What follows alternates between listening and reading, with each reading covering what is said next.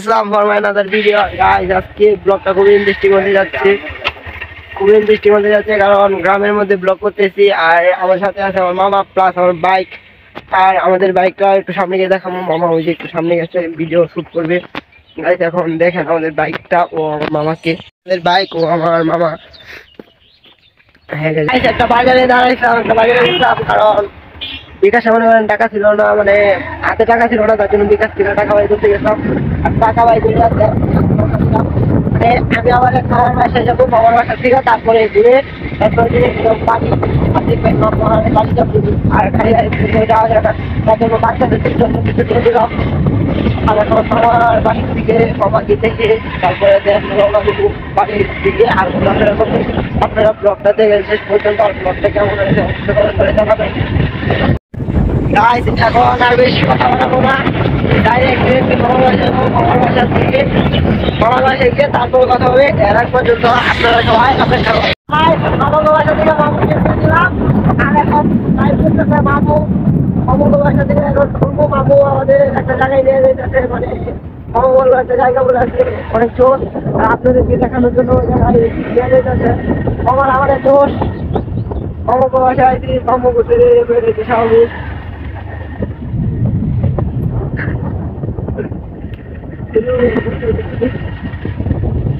মামু টাইপ করতেছে, আপনারা দেখে মামু টাইপটা কেমন হয়।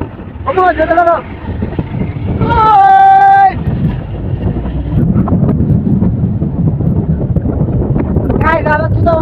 আইসে বললো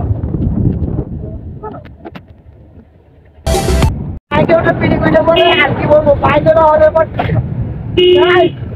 আমাদের প্রত্যেকটা ছেলেদের নেশা। আর আপনারা অনেক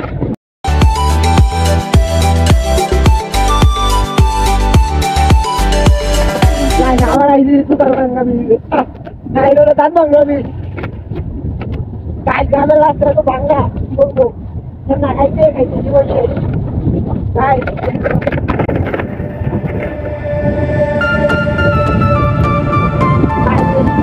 এখন তো দশটা মানে শীতের আমরা সকাল 6টা বাজে মানে সকালে এত শীত ছিল।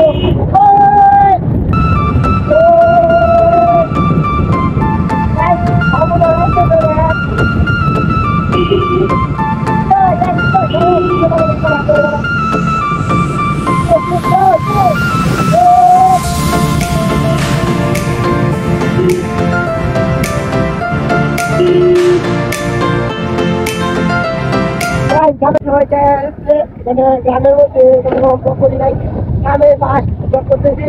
বাবা মনে হয় আপনাদেরকে পুরো গ্রামের দেখা যায়।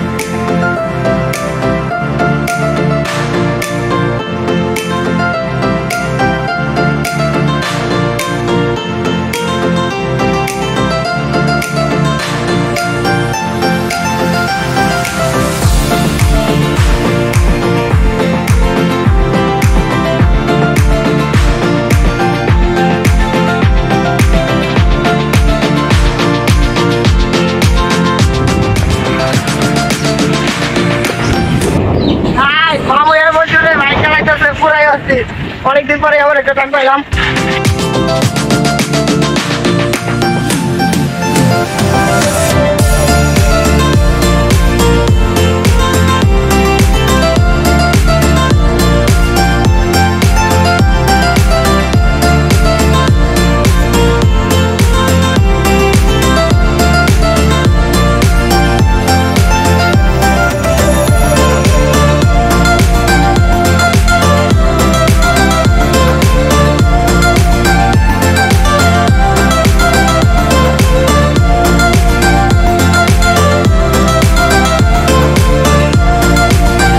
আইসা একটু থামলাম, কারণ অনেক বাইক মানে মামু এত জোরে ছিল, অনেক এনজয় হয়েছে। অনেকদিন পরে এত জোরে হোন্ডা চালাইলো, অনেক ভালো লাগলো।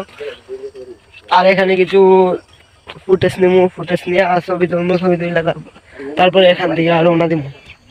এখানে ছবি তুলে এখন আমরা আবার চলে যাচ্ছি মামার বাসায়। মামার বাসায়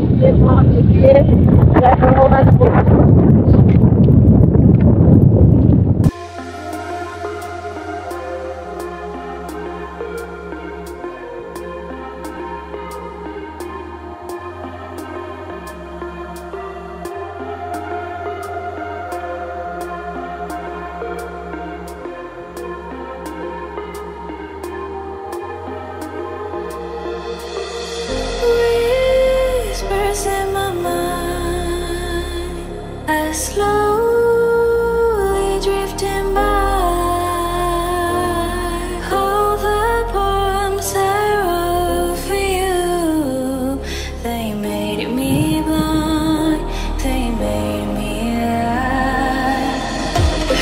Heard you in the rain, will you always be there? Last thing you said,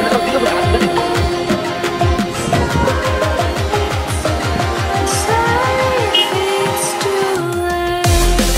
আজ মামা গোবাড়ির দিকে খাওয়া দাওয়া শেষ করে আর এখন আমরা চলে যাচ্ছি, এখন চলে যাবো ওই যে বাইকে উঠে।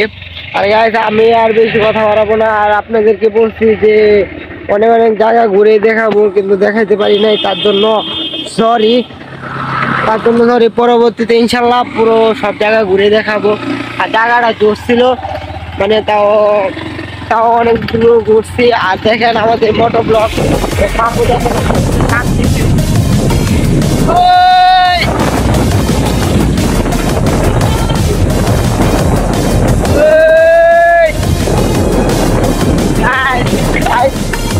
বাইকে চড়ে ঘোরা যে একটা আনন্দ, যারা যারা মোটো ব্লগার আছে শুধুমাত্র তারাই জানে বাইকে চড়ে ঘোরাটা কত আনন্দ।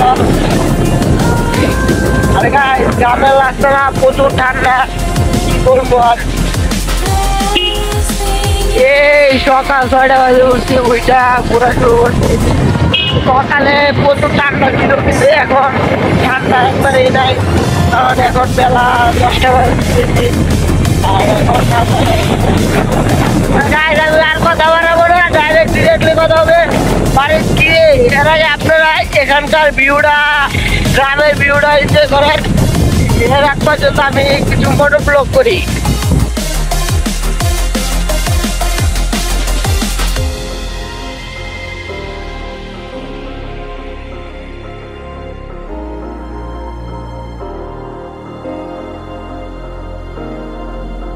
শেষ করে বাড়ি চলে আসলাম, আর অনেক গরম লাগতেছে, তার জন্য পাঞ্জাবিটা খুলে গলা বেঁধে নিলাম। আর এখন আমরা চলে যাব ঢাকা।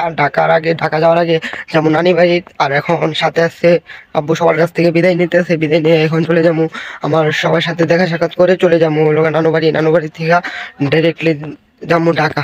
আর তাহলে আপনার ব্লগটা দিতে থাকেন, একবার কথা হবে নানু বাড়ি গিয়ে।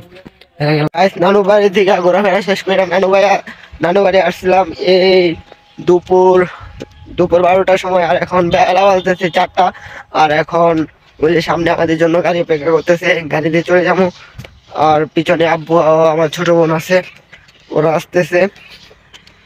আর বেশি কথা না বাড়াই, আর ডিরেক্টলি কথা হবে ঢাকা গিয়ে। আর এখন গাড়ি দুটো কোনো যেহেতু গাড়ি এসে আছে। হ্যালো গাইস, দেখতে দেখতে আমরা গাড়ির মধ্যে উঠে পড়লাম, আর কিছুক্ষণের মধ্যে গাড়ি ছেড়ে দিয়েছে। আর এখন আমার সাথে আছে হলো আমার আব্বু, আর আমরা এখন বাস কাউন্টারে পৌঁছে গিয়েছি। আর এখন আব্বু জানি কোথায় গেছে, আব্বু আসলে তারপরেই দেন আমি টিকিট কেটে গাড়ির মধ্যে উঠবো। ওই যে দেখেন টিকিট কাউন্টার, এখানে টিকিট বিক্রি করে। গাইস আমার টিকিট কাটা শেষ, টিকিট কেটে মনে করেন বাসের আমার টিকিট। আর এখন আব্বু চলে এসেছে আর বাস ছেড়ে দিয়েছে। আর শুধু সূর্যের আলোটা এসে আমার চোখে পড়তেছিল, তার জন্য ভালোভাবে ভিডিও করতে পারতেছিলাম না।